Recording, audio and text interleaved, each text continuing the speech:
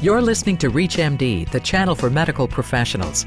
Welcome to Heart Matters, where leading cardiology experts explore the latest trends, technologies, and clinical developments in cardiology practice. Your host for Heart Matters is Dr. Jack Lewin, Chief Executive Officer of the American College of Cardiology. So much of our clinical interaction with patients revolves around the collection, analysis, and application of information. On a much broader scale, data registries work to assemble the information from each and every one of these clinical encounters. In this age of information, there is so much data at our fingertips, it's easy to be excited about the potential. How are we harnessing the information available to us toward the improvement of clinical outcomes?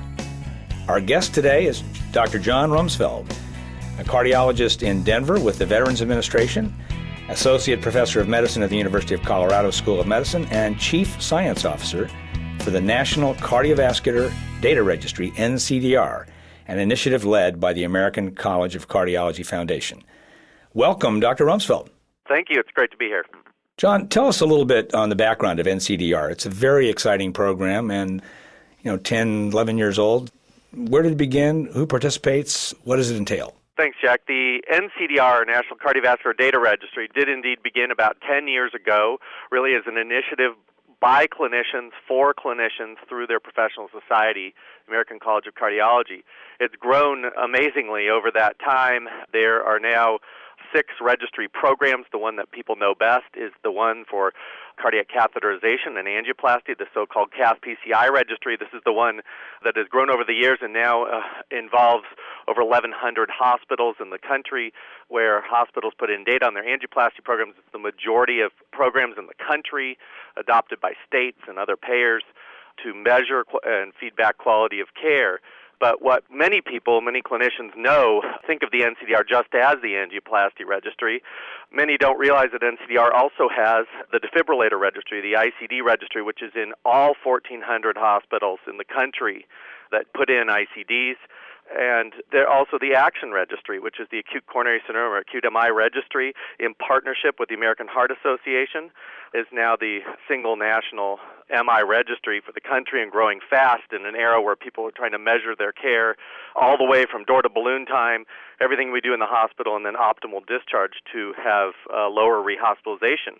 I also have a congenital pediatric cardiac registry coming online called IMPACT, carotid stenting registry called CARE, and perhaps as or most exciting, a new outpatient registry program called IC3, or Improving Continuous Cardiovascular Care.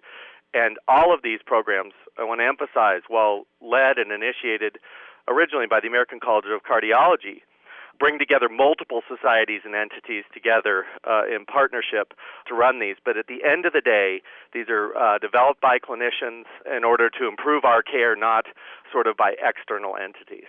And this is one of the most exciting and best-kept secrets in terms of quality of care and improvement of outcomes on the inpatient side in the country today. And now with the IC3 registry, you'll be able to reach out to the outpatient care as well and have a continuity of care quality tracking system. So it's fantastic. Can you give me a couple examples of some of the latest and greatest research that's come out of NCDR? You must be producing a lot of manuscripts these days. Sure. I think that while NCDR exists with the mission of measuring and improving quality of care, that is helping hospitals and clinicians optimize practice, and in these days we're under a lot of scrutiny, and we'd like certainly to have our own clinical data and our own programs with our professional societies to do that.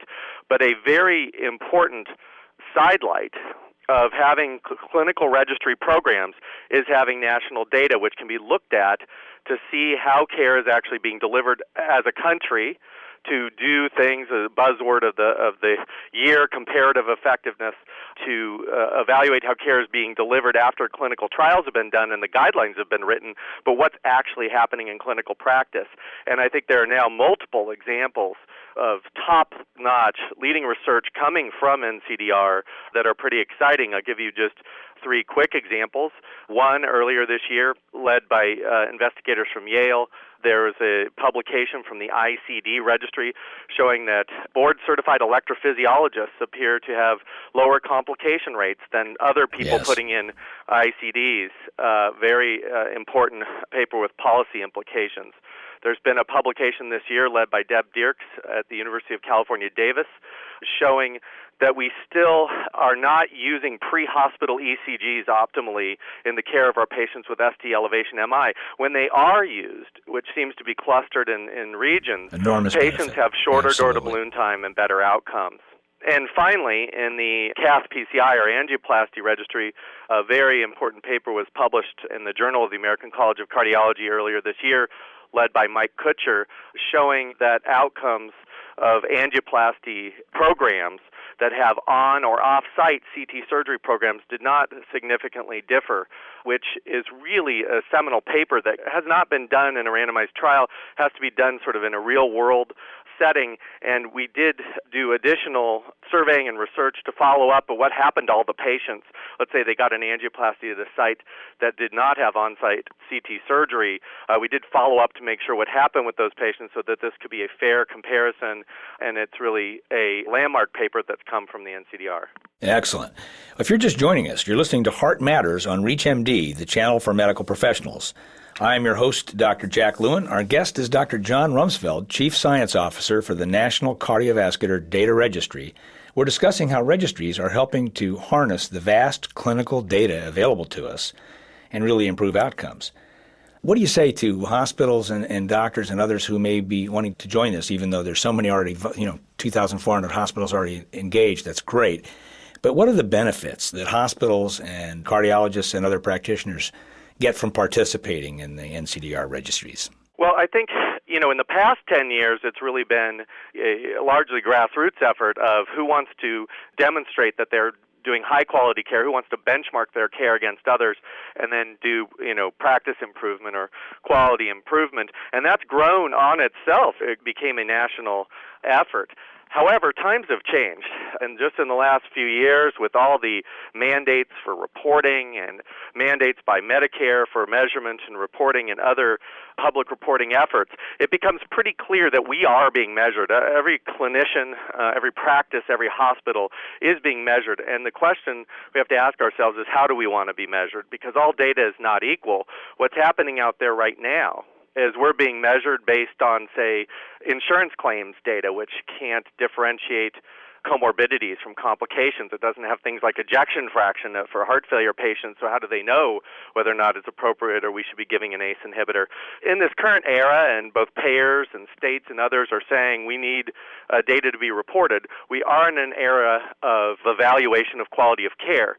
With that, I think naturally cardiovascular clinicians are turning to their professional society, the ACC, and other organizations like the American Heart Association and saying, we would rather have this done where we know the ACC and AHA set the guidelines and performance measures. We'd like to use clinical data rather than claims data, and then implement it at the point of practice and get our feedback on how we're doing, but also have that be the way that we report this to payers and states and others. This is tremendously appealing and important for hospitals and clinicians to feel like the data by which they're being judged is actually their data, their own clinical data. Now, with that, the ACC and others have a very vigorous data quality program and auditing to make sure it's not being gamed. But the locus of control is with the clinicians, and the motivation is severalfold. Better outcomes for patients through measuring your quality of care, sort of the pilot's checklist, am I doing everything I'm supposed to do?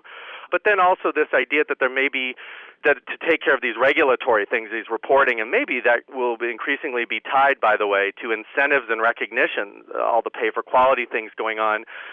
Certainly people want their data out of their practice to count for these pay-for-quality programs rather than having it come from some black box claims data source. You can't emphasize enough that claims data, which is, we use that for everything in this country, seems to be based on claims data in terms of tracking quality. Clinical data, such as the NCDR and STS provide, is really a rarity, and it's a wonderful thing. What about the hospitals that aren't participating? Are they hiding something? Are these the hospitals that may not want to have anybody looking over their shoulder in terms of their quality performance? I would like to think that's not the case. I would like to think that in an era where everyone's under pressure in the healthcare system, that it's just a matter of them not having put what resources they need or dedicating to doing this. But I think that's changing. I mean, I think that while there used to be discussions about do we want to collect and report and benchmark our data, now it's being reported for, as you mentioned, on claims data. We're being judged nationally on our Medicare claims and other things. So now I think the motivation is strong for all hospitals and practices to join clinical registry programs such as those run by the ACC and AHA, to put their data in and have it be their own data that they know, have it benchmarked and count for this. So I think what we're seeing naturally is there aren't very many hospitals in the cardiovascular realm that don't participate in one or more NCDR programs. Certainly, as I mentioned earlier, every hospital that puts a defibrillator in this country is in the ICD registry because that data then gets reported to Medicare. And CMS requires it. Yeah, CMS requires it. And I think you're going to see in the angioplasty registry, several of the payers require it. United, Blue Cross Blue Shield for their recognition programs. I think multiple states require it. So, we understand, though, from the NCDR perspective, our goal is not to have the registries required. Our goal is to know that since this is happening to clinicians and hospitals anyway, we're in an era where we are being measured, our care is being judged. We want to keep that locus of control with the hospitals and clinicians and the clinical data. As the IC3 registry reaches more and more doctors in the outpatient, and I presume, since there are other specialty societies that partner on these registries, that we will have internal medicine and family practice interest in participating, since they share in the care of cardiovascular disease with cardiologists. Looking to the future and all this, I can imagine that maybe we'll have a surveillance system that would be like Framingham on steroids once this IC3 gets rolling. What do you see in the pipeline for the NCDR? That's right, Jack. What we're looking at now is that IC3 has just been launched. That's the outpatient or ambulatory care registry. It measures the ACC, AHA performance measures for coronary artery disease, heart failure, diabetes. These are the things, bread and butter of what we do in cardiovascular practice. I think people are proud to measure and make sure, like I said, the pilot's checklist, you're getting these done and report them. As we build this program, it's over 500 practices now. As we bring on partnerships, internal medicine and primary care, and this spreads, it will clearly become a standard of measurement and reporting that I hope will supersede and get rid of these sort of individual claims judgments that are happening, and at the same time be tied to incentives for high-quality care. Certainly we're seeing from the Obama administration a desire to have a healthcare system in which there's measurement, in which there's less inappropriate variation in care. Well, here's a way to get there through the IC3 program. In the future, then, I think practices will sign up for IC3. It's free, and we're seeing it in leaps and bounds. But here's a key. I'm sure all the clinicians out there are saying, this all sounds great, but what about collecting the data? The point is the data collection has to be as part of workflow. That is, it can't add to our work in the practice. It has to be so-called transactional. That is, as we're doing our daily work, increasingly in the setting of electronic health records, be they web-based or otherwise, we can get the data for IC3 in many instances, or most instances, sort of out the back end. That is, you document your care as you did it.